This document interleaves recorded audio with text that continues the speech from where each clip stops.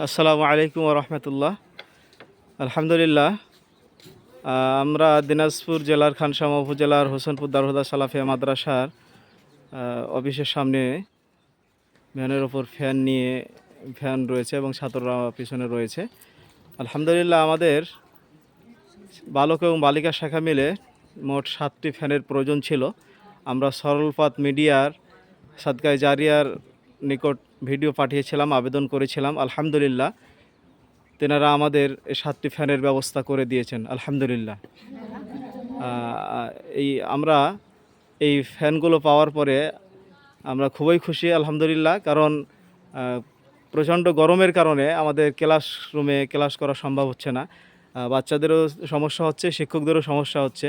তো আমরা দোয়া করি সেই সমস্ত দিনী ভাইদের জন্য যেনারা এই ফ্যানের ব্যবস্থা করে দিয়েছেন। আল্লাহ সুবহানাহু ওয়া তাআলা তেনাদের উত্তম প্রতিদান দান করুক, তাদের হায়াতে তাইয়্যিবা দান করুক।